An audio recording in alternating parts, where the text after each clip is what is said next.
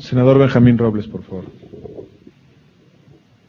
Muchas gracias. Bienvenido. Me sumo a la satisfacción de tenerlo aquí en el Senado de la República. Quisiera preguntarle dos o tres cosas en el siguiente contexto, si usted me permite. Derivado de su labor como relator especial de Naciones Unidas sobre la promoción y protección del derecho a la libertad de opinión y de expresión, desde hace ya muchos años, usted ha tenido un especial acercamiento con la problemática de México y en el tema de las agresiones a periodistas, como todos sabemos. Hemos seguido sus opiniones y sus análisis en diversos foros y desde luego que conocemos las recomendaciones que usted realizó en el informe sobre la misión a México que realizó de manera conjunta con la relatora especial para la libertad de expresión de la Comisión Interamericana de Derechos Humanos, Catalina Botero, allá en agosto del 2010.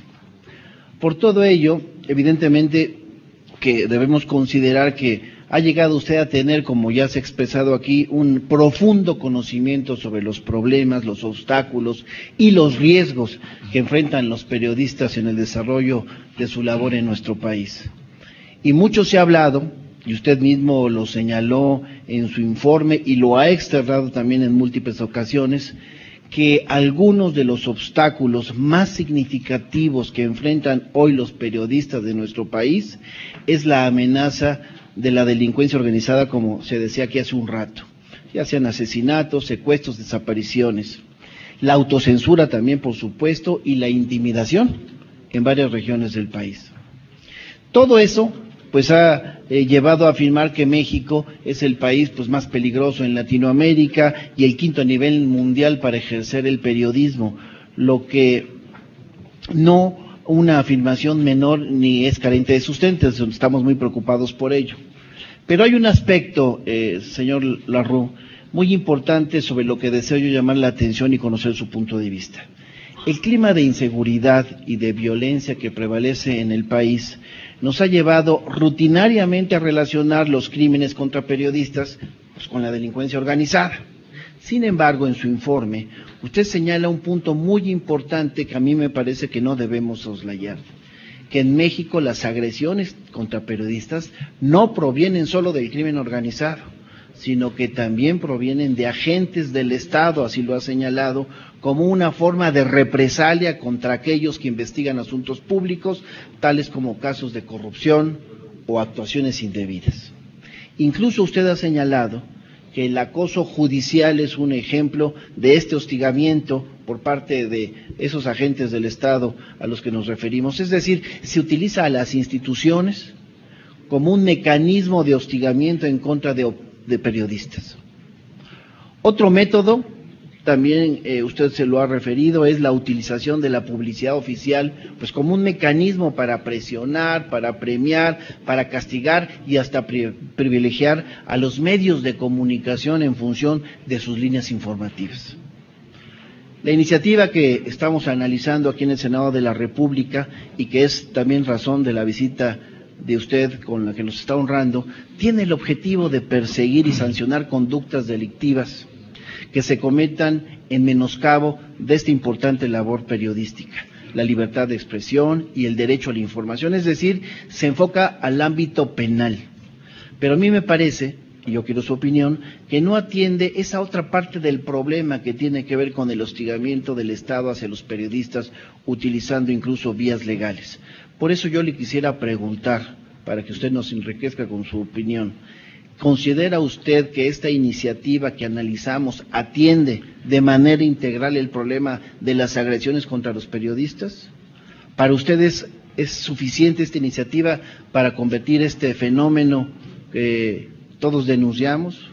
¿De qué manera, señor Larroux, podemos enfrentar en México el problema de hostigamiento contra periodistas provenientes de agentes del Estado? Gracias por sus respuestas. Adelante, relator, por favor. Gracias. Hay dos temas aquí que vale la pena mencionar. Primero, reitero lo que dije, yo separo el mecanismo de protección de todo lo demás, que es la identificación del origen de las amenazas y acciones de violencia. El mecanismo de protección, insisto, es de emergencia y no prejuzga, tal y como lo mencionaba yo antes con la pregunta de la senadora, no prejuzga el origen de estas amenazas, sino más bien reacciona con protección para la o el periodista en forma urgente e inmediata. Esto es importante decirlo porque si empezamos a esperar un resultado de identificar a la persona responsable, retrasaría la medida de protección y pondría en más riesgo al o la periodista. Ahí lo que interesa es la respuesta urgente, inmediata, el hecho de la protección misma. Y separo eso. Habiendo dicho eso, sí es cierto que los actos de violencia pueden venir de múltiples actores. En unos casos pueden ser del crimen organizado, en otros casos de agentes del Estado.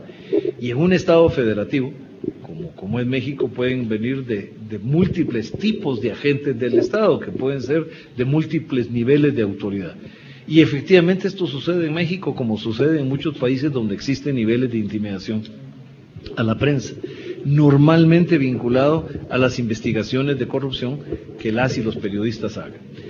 ¿Cuáles son y corolario a eso están los temas de acoso judicial, digamos, que es un término acuñado en Sudamérica, pero para resolver en primer lugar el acoso judicial, una de las propuestas que hemos hecho, las 4 relatorías de libertad de expresión, la relatoría de Naciones Unidas, que me toca a mí ejercer el mandato, pero las 3 relatorías regionales, la de América, Europa y de África, es la despenalización de la difamación.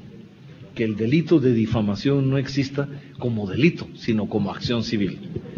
¿Por qué? Porque entonces no se puede nadie utilizar el delito de difamación para perseguir opiniones de crítica a funcionarios públicos. Este es un tema controversial porque alguna gente plantea que solo se quita el delito de difamación para funcionarios públicos, pero se deje para ciudadanos comunes. Yo pienso que es muy complicado. Para mí la acción civil permite también la protección del honor y la reputación de personas. La acción civil puede permitir obligar a la persona a corregir una afirmación equivocada, a corregir datos incorrectos, a pedir una disculpa pública o a pagar una sanción económica. Puede haber diferentes medios de respuesta, pero no necesariamente un delito. El uso de la fuerza pública y de las posibilidades de penalización penal en el sistema de derecho penal y especialmente la amenaza de cárcel son un elemento intimidatorio de la libertad de expresión. Entonces me parece a mí que es muy fácil estar en este acoso sistemático y en algunos casos, no menciono países, pero hemos visto algunos casos en países de Sudamérica, de nuestro continente, donde la difamación llevó a sentencias de $8 millones o 80 millones de dólares contra un periódico, lo cual es un absurdo porque es llevar a la quiebra a un medio por publicar un artículo. Yo creo que hay otro elemento, es que no hay penalización de intermediarios. Por ejemplo, en el caso de un columnista, quien ejerce la responsabilidad única del contenido es el columnista o la columnista mismo y no el medio que lo lleva. Esto se aplica al Internet también en cuanto a la responsabilidad de intermediarios. Esto fue el caso de Wikileaks, por ejemplo, que nosotros sosteníamos que Wikileaks no era responsable del contenido que trasladó, mientras no pusiera en peligro la seguridad de personas, con lo cual pareciera que ese fue el hecho. Y por último, el tema de la impunidad. Yo lo mencioné, lo acabo de decir antes, uno de los factores fundamentales para garantizar la seguridad de periodistas, pero de todo el mundo, de periodistas y de cualquier persona o sector de población que sufra agresión, es garantizar el sistema de justicia. La impunidad es una de las principales amenazas para la inseguridad.